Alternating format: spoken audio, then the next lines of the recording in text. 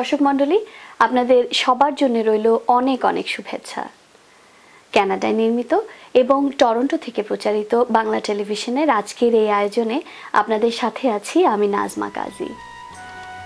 বাংলাদেশের মুক্তিযুদ্ধের বিজয়ের দিবস 16 ডিসেম্বর উপলক্ষে আমাদের এই বিশেষ আয়োজন। এক সাগরের রক্তের বিনিময়ে বাংলার স্বাধীনতা আনলে যারা।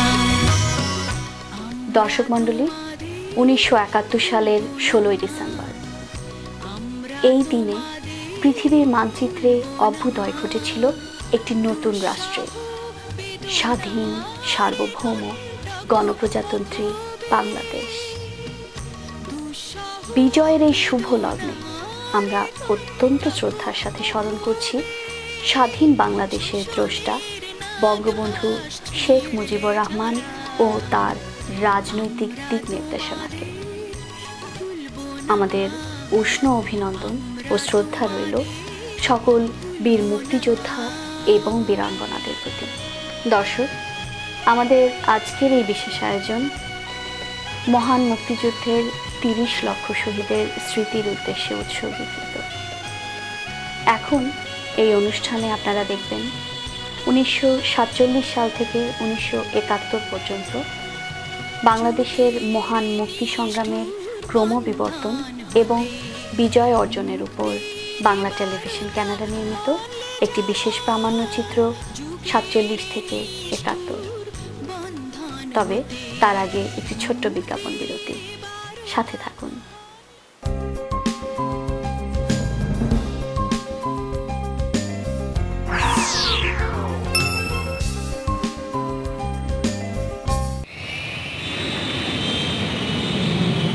সানমুন ট্রাভেলস অ্যান্ড ট্যুরস, আপনার আনন্দময় ও নিশ্চিন্ত ভ্রমণের নিশ্চয়তা। 3045 south creek road, Mississauga. Bangla media, Bangla বই, পত্রিকা, গানের সিডি, নাটক ও সিনেমার বিপুল সমাহার। ড্যানফোর্থ ও ভিক্টোরিয়া পার্ক এলাকায় বাংলা মিডিয়ায় সাদর আমন্ত্রণ। 3000 ড্যানফোর্থ অ্যাভিনিউ, টরন্টো। বাড়ি কিনবেন? সে অনেক ঝামেলা। আমি আপনাকে সাহায্য করব।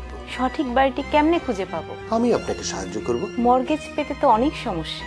আপনার মর্গেজ সমস্যা সহ বাড়ি কেনা বেচার যাবতীয় পরামর্শের জন্য সাজ্জাদ একটি বিশ্বস্ত নাম।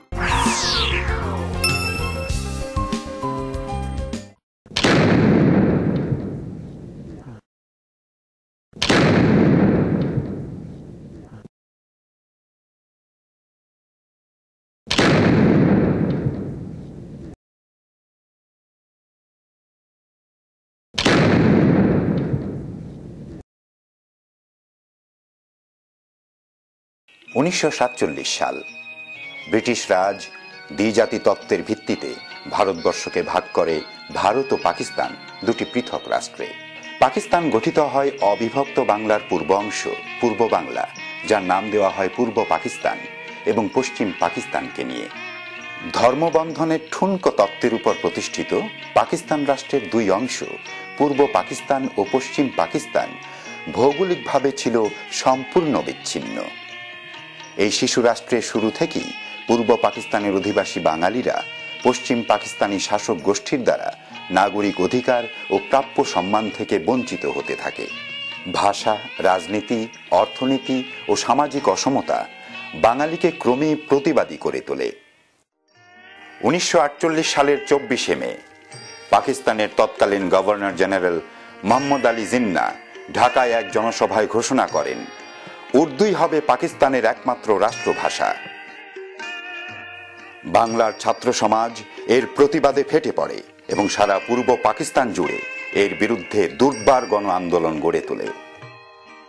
মায়ের ভাষা রক্ষার এই দাবিতে বাংলার আপামর জনতা, ছাত্র, কৃষক, শ্রমিক, শিল্পী, রাজনীতিক সকলে ঐক্যবদ্ধ আন্দোলন শুরু করে।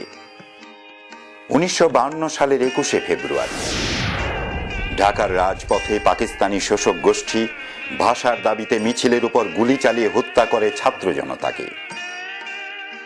রফিক, শফিক, বরকত ও জব্বারের বুকের তাজা রক্তের বিনিময়ে ভাষার আন্দোলনে বাঙালির প্রথম বিজয় হল।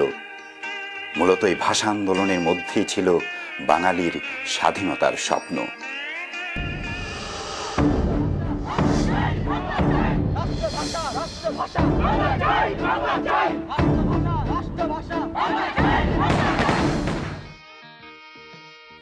পাকিস্তানিদের বাঙালি দমন নির্যাতনের রাজনীতি ও শোষণনীতির মধ্যেই বাঙালি রাজনৈতিক নেতৃত্ব রাজনৈতিক ও অর্থনৈতিক নিরাপত্তার পথ অন্বেষণ করতে থাকে। পাকিস্তান সৃষ্টির প্রথম দিক থেকে পূর্ব বাংলায় রাজনৈতিকভাবে নেতৃত্ব দিয়েছেন শেরে বাংলায় কে ফজলুল হক, হোসেন শহীদ সোহরাওয়ার্দী, মাওলানা ভাসানী, শেখ মুজিবুর রহমান প্রমুখ নেতা। 1957 সালের 7 ও 8 ফেব্রুয়ারি টাঙ্গাইলের কাগমারিতে অনুষ্ঠিত পাকিস্তান আওয়ামী লীগের কাউন্সিল অধিবেশনে বাংলার মজলুম জননেতা মাওলানা আব্দুল হামিদ খান ভাসানী প্রথম পূর্ব পাকিস্তানের স্বায়ত্ত শাসনের দাবি তোলেন।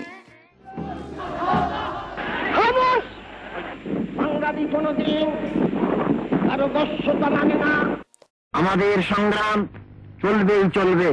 এই সংগ্রাম ব্যক্তিগত স্বার্থের সংগ্রাম নয়।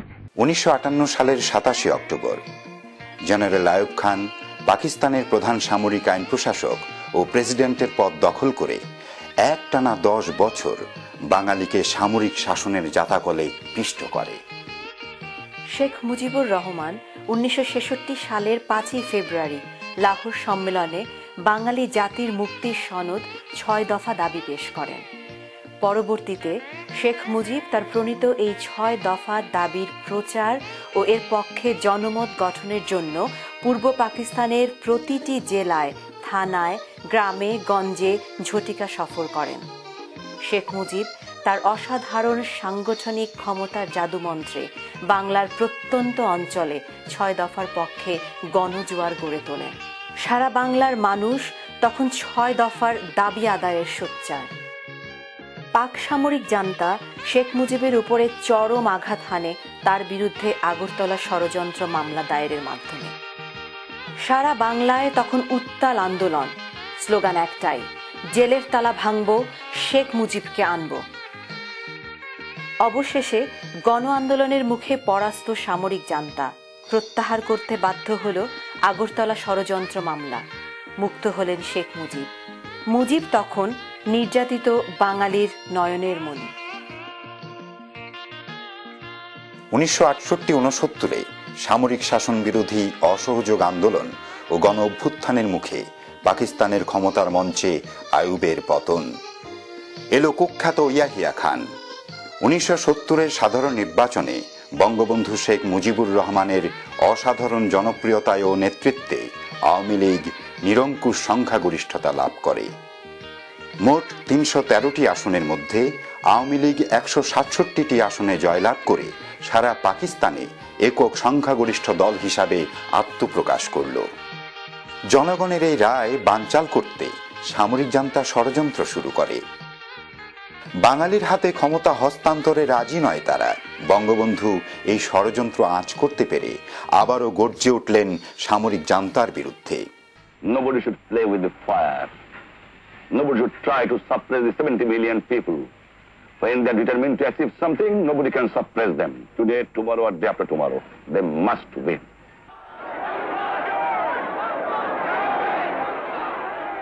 We cannot tolerate anymore all this system. Everything is collapsed. There is no administration. The people are obeying my order, not their order.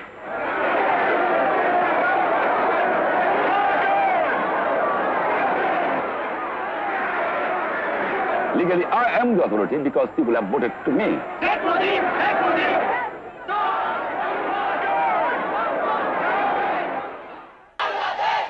কিন্তু পাকিস্তানি শাসক গোষ্ঠীর কোনো চেতনাদয় হয়নি।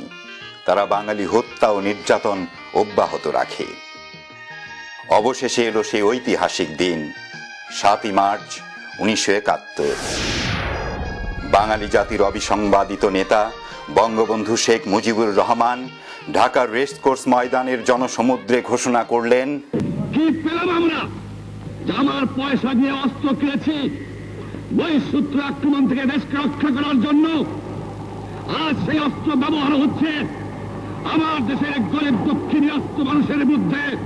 তার বুকের উপরে হচ্ছে গুলি, আর যদি একটা গুলি চলে, আর যদি আমার লোকের উপর হত্যা করা হয়, তোমাদের উপর কাছে আমার অনুরোধ রইল, প্রত্যেক ঘরে ঘরে দুর্গ করে তোলো।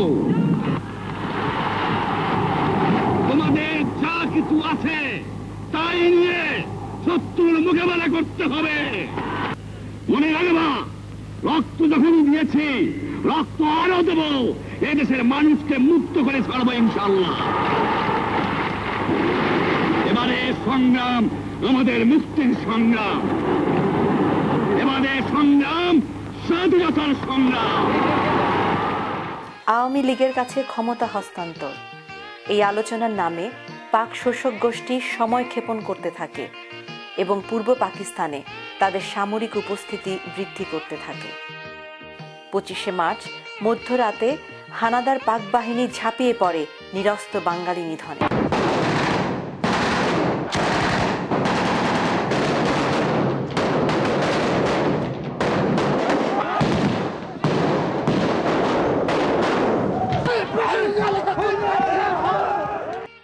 বাঙালির কণ্ঠস্বরকে চিরতরে স্তব্ধ করে দেবার জন্য সমগ্র ঢাকা শহরে নিরস্ত্র নিরীহ মানুষের উপরে বর্বরচিত হত্যাকাণ্ড চালায় পাক বাহিনী।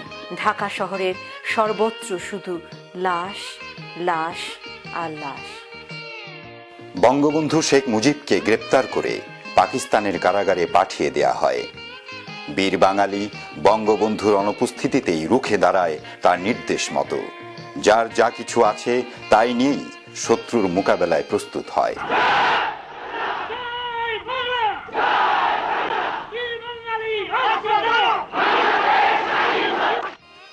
পাকিস্তান সেনাবাহিনীর বাঙালি সদস্য, ইপিআর, পুলিশ, আনসার সকলেই বিদ্রোহ করে।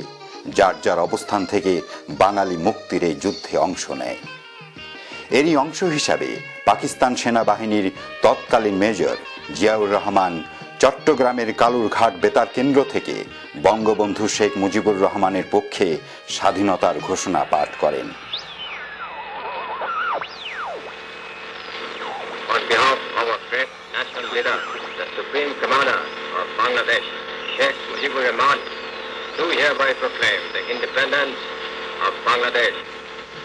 বাঙালির স্বাধিকারের দাবিকে বুলেটের মুখে চিরতরে স্তব্ধ করে দিতে চায় পাক সামরিক জান্তা। পৃথিবীর ইতিহাসের সব থেকে বর্বরোচিত হত্যাকাণ্ড চালায় সারা বাংলার প্রতিটি শহরে, গ্রামে গঞ্জে। গ্রামের পর গ্রামে নিরীহ নিরস্ত্র বাঙালিদের হত্যা করতে থাকে নির্বিচারে। কৃষক, শ্রমিক, নারী, এমনকি শিশুরাও বাদ যায় না হানাদারদের হিংস্রতা থেকে। গ্রামের পর গ্রামে নিরস্ত্র মানুষের বাড়ি ঘর জ্বালিয়ে পুড়িয়ে ছারখার করে দেয়। পাক সামরিক জান্তা সারা বাংলায় এক পৈশাচিক হত্যাযজ্ঞে মেতে ওঠে। শহরে গ্রামে বাঙালি হত্যা, বাড়ি ঘর জ্বালিয়ে পুড়িয়ে দেওয়ার পাশাপাশি বাঙালি মা বোনদের ইজ্জত লুণ্ঠনে মত্ত হয়ে ওঠে তারা। বাড়ি বাড়ি ঢুকে শত সহস্র অসহায় যুবতীদের অস্ত্রের মুখে ধরে নিয়ে যায় সামরিক ক্যাম্পে, আটকে রেখে মাসের পর মাস পাশবিক নির্যাতন চালায়।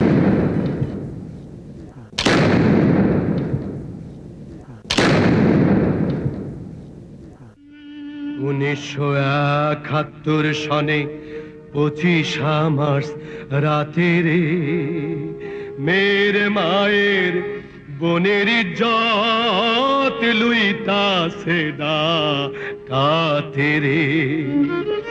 বাপের সামনে বলুক তো ঝুট, মেয়ের ইজ্জত হয়নি কি লুট। বাপের সামনে বলুক তো ঝুট, ওরে মেয়ের ইজ্জত হয়নি কি লুট। আজও বাংলার আকাশ বাতাস দুঃখে শোকে উদাস হয়। দাম দিয়ে কি নেছি বাংলা।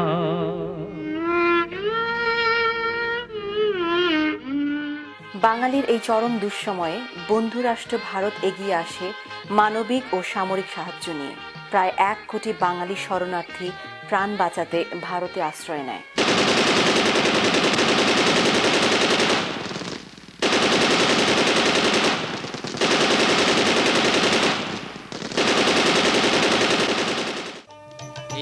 বাংলাদেশের গান গাইতে রে দয়াল, দুঃখে আমার পরাণ কান্দে রে।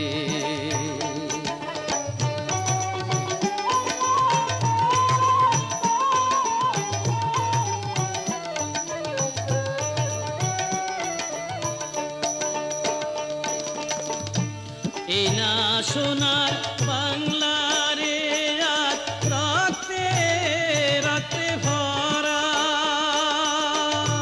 এই না সোনার বাংলা রে, আজ রক্তে রক্তে ভরা। মানুষের এই দুঃখ দেখা,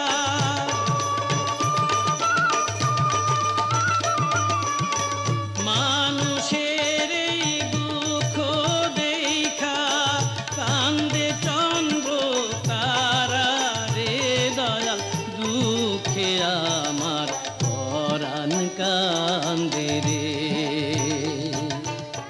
পাকিস্তানের কারাগারে অন্তরীণ বঙ্গবন্ধু শেখ মুজিবুর রহমানকে স্বাধীন বাংলাদেশের রাষ্ট্রপতি করে গঠিত হয় প্রবাসী মুজিবনগর সরকার।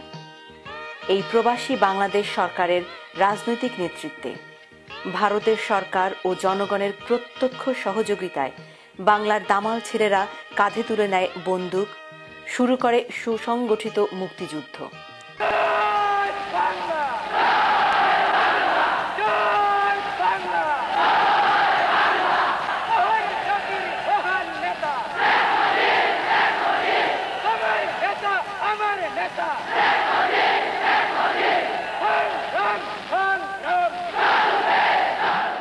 যশোর, খুলনা, বগুড়া, পাবনা, ঢাকা, বরিশাল, নোয়াখালী, তারা হিন্দু নয় মুসলিম, তারা শুধু বাঙালি।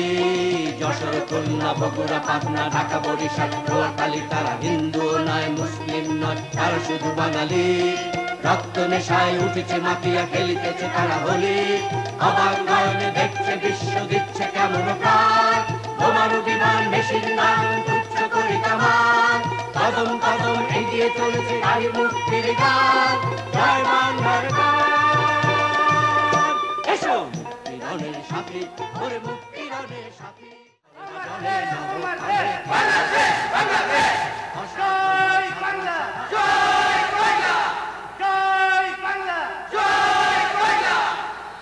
বাংলাদেশ সরকার কর্নেল আতাউল গনি ওসমানীকে মুক্তিযুদ্ধের প্রধান সেনাপতি নিয়োগ করেন। রণাঙ্গনকে 11টি সেক্টরে ভাগ করে 11 জন সেক্টর কমান্ডারের নেতৃত্বে বাঙালির মুক্তিযুদ্ধ পরিচালিত হয়। মুক্তিযোদ্ধাদের সাঁড়াশি আক্রমণে হানাদারদের পরাজয় তখন সময়ের ব্যাপার মাত্র। পাক বাহিনীর আক্রমণের জবাবে মুক্তিযোদ্ধাদের অগ্রযাত্রা এবং তীব্র প্রতিরোধ তখন সারা বাংলায় গ্রামে গঞ্জে সর্বত্র।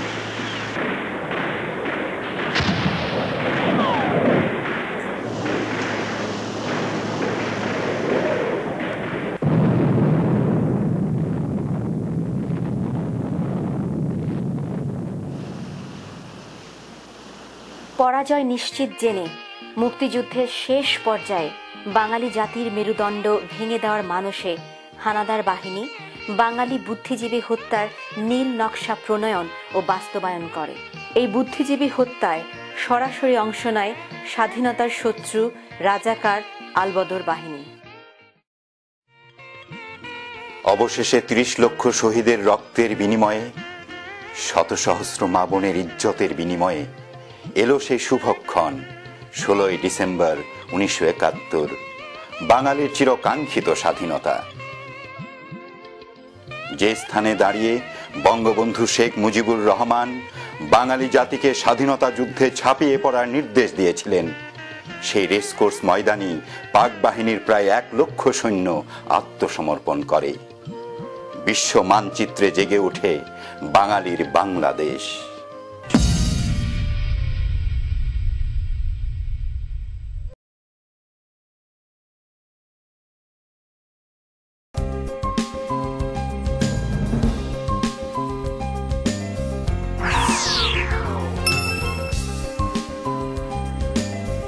পল্টু কুমার শিকদার, বাংলাভাষী Canadian barrister, immigration, personal injury, criminal law, real estate সহ যে কোনো বিষয়ে আইনগত পরামর্শের জন্য নির্ভরযোগ্য ও বিশ্বস্ত। Omnibus tax and accounting services, দ্রুত ট্যাক্স রিফান্ড সহ যাবতীয় ট্যাক্স ও বিজনেস অ্যাকাউন্টিং এর জন্য নির্ভরযোগ্য প্রতিষ্ঠান। যোগাযোগ Mostak Ahmed, 2811 Danforth avenue, Toronto. সড়ক দুর্ঘটনা অথবা পড়ে গিয়ে আপনি কি আঘাতপ্রাপ্ত? 20 বছরের অভিজ্ঞতায় সমৃদ্ধ ঘোষ ল অফিস আপনার সেবায়, আপনার সাথে।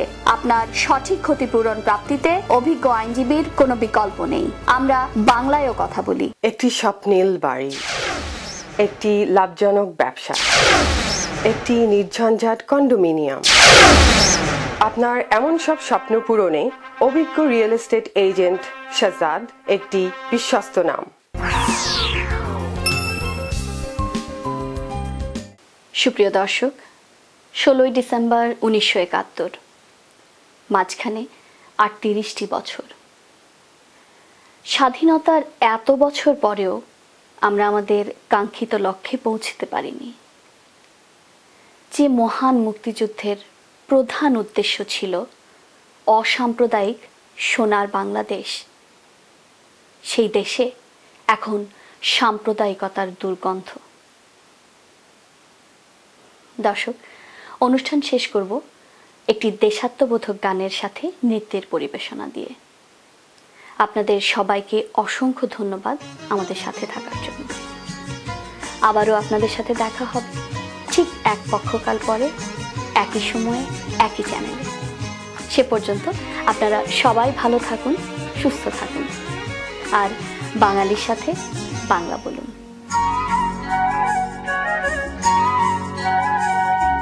সুন্দর সুবর্ণ তারুণ্য লাবণ্য অপূর্ব রূপসী রূপেতে অনন্য। সুন্দর সুবর্ণ তারুণ্য লাবণ্য অপূর্ব রূপসী রূপেতে অনন্য।